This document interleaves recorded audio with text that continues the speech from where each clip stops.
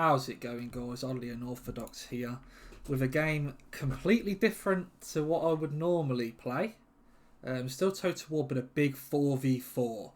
Quite a silly game, not a replay for sort of more tips and strategies. This is more just a fun game. As you can imagine, playing a 4v4 game was a little bit difficult because, alas, no dedicated servers, so we had to deal with quite a bit of lag, but I knew it was a game that you guys would enjoy, a bit more of a silly, less formal game, and just want to enjoy a big Scarbrand Smash game. What more can you ask for if you're a big fan of Khorne? You know, these are the sort of games you enjoy. A quick run through. Two of my allies went quite elite in the fact Nurgle literally only brought a Soul Grinder, an Uncle Furuncle, and Kugath Plaguefather. That's all he brought. And my Warriors of Chaos ally brought the Knights of the Brazen Throne, some Chaos Warriors with great weapons, some Chosen with great weapons. The Chaos Warriors with great weapons are rank 9, and a Chaos Sorcerer of Fire on a War Shrine. So I went a little bit wider, opting to go for 3 squads of Marauders of Khorne, 1 squad of Bloodletters, Scarbrand the Exile, and a Blood Reaper on the throne. So let's get right into it. Now, just a little bit of an overview. I will offer a little bit of advice, which I always think going into these games. We are playing against 1 Empire, 1 Kislev, and 2 Dwarfs, so I knew there was going to be some artillery pieces. So I decided to opt going in on the right-hand side. Had a bit more tree coverage, and luckily I didn't have to go into the artillery too early. So we move up. A very early pop of Rage Embodied. One I shouldn't really have popped, but we're 46 seconds into the game, which for me was probably about the 3-minute mark already. So I just wanted to get in there, get a few kills on Scarbrand, start amping up Slaughter and Carnage. And now we move up. These Marauders of Khorne are opt to send into the Silver Bullets to shut them down early. Noticing my allies getting absolutely destroyed right from the get-go. Scarbrand runs like a menace, helps break the Warbear Riders off. For any of you guys that know, the Knights of the Brazen Throne excel at taking out infantry and not so good into Warbear Riders, whereas Warbear Riders are anti-large. So we want to get rid of the Warbear Riders as soon as possible. The Bloodletters of Khorne getting in there ready to take out the Armoured Cassars because they've been in the Crystal Sanctuary, but it does break there. And we do use the Locus of Abjuration on the Blood Reaper just to give me that little bit more sort of magic resistance. Please excuse me, I am suffering from a real bad ear infection, so I may not be as sharp as I would be, but I still wanted to get some games out on the YouTube for you guys to enjoy. So we get the Blood Reaper in the Ice Guard with Glaives, Scarbrand's in there as well, breaking them up. And at this point we've got the Kislev player pretty wrapped up. But I know I've got to take the fight down here and help my ally. So I decided to push through these as quick as possible, send Scarbrand over to go punch the Sunmaker and deal with that issue.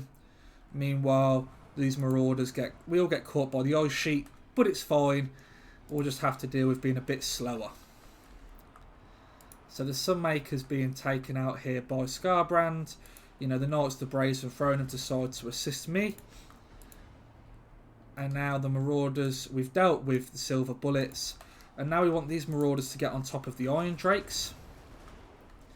At this point, if you are playing Nurgle, it'd be a huge benefit if Kugath came up the field. Now that he knows the Iron Drakes are going to be sort of buffered.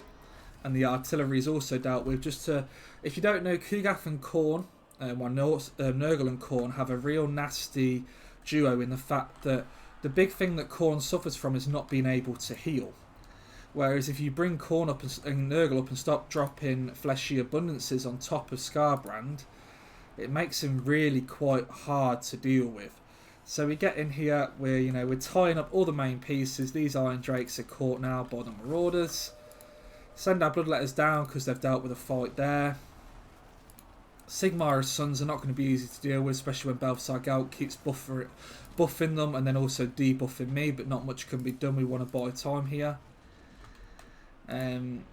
Uncle for some reason is all the way in the back line. Not the best place for him.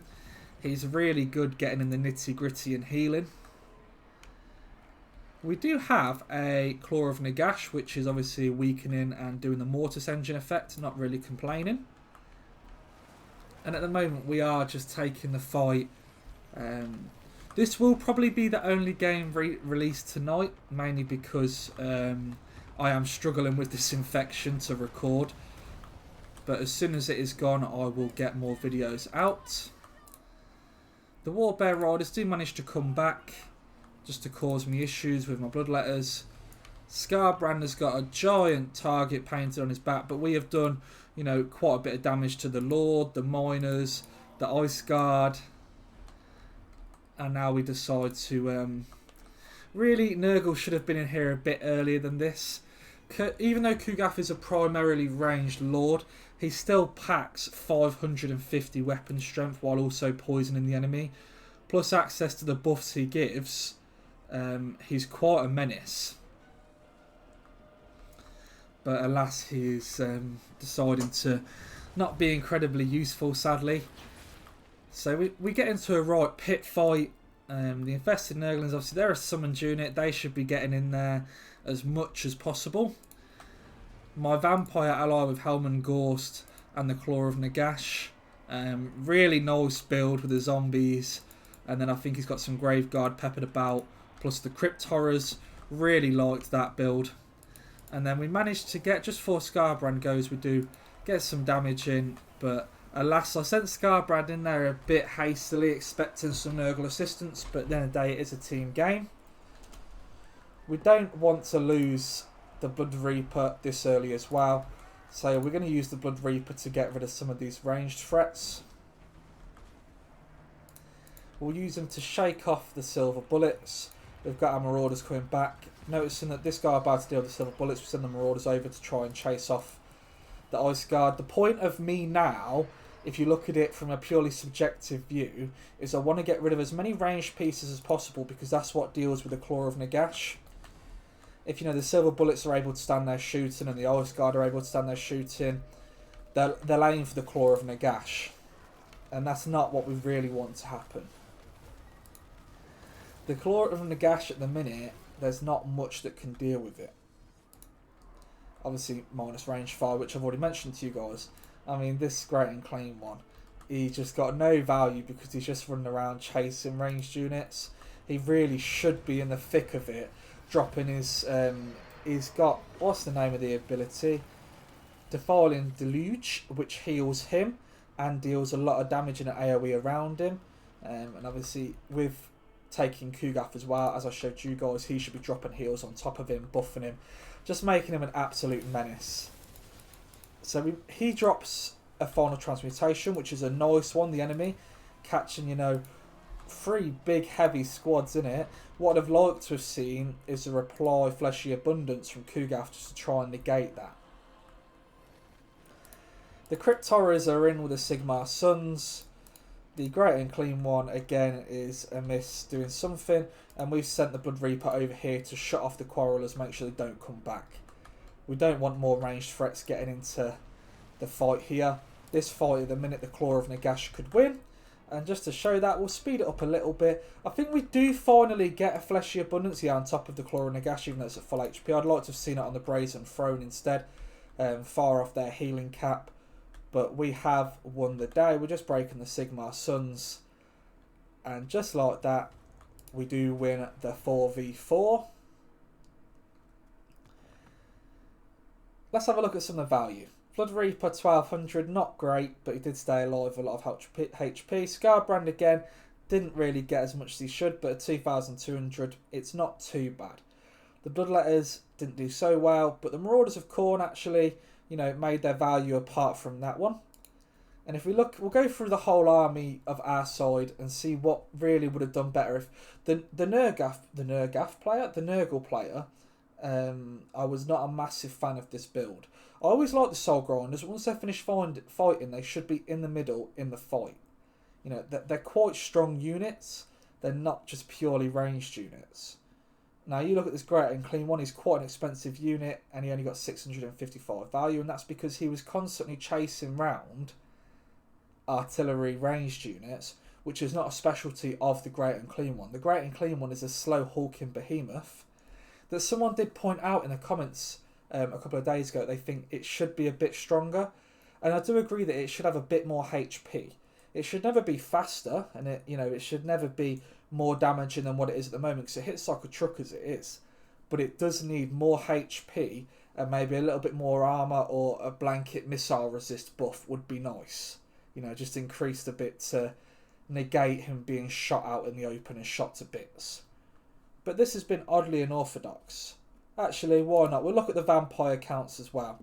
I liked this vampires build. The zombies sadly just got mulched. They probably got hit by the artillery, and they did their job. The crypt horrors did their value. The hex wraiths got caught out in the open by the bear riders and also shot, so not great for them. But the claw of Nagash, Helm and Gorst really packed a punch. The Warrior of Chaos player, these guys did amazing because they didn't get shut down, they didn't get shot. These two squads, really not worth the money, same as this guy.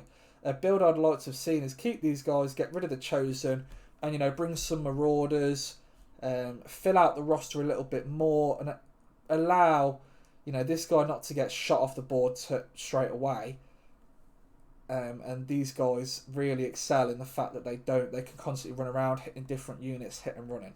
He did very well managing this squad at the end. It's just these two squads were a massive waste of money.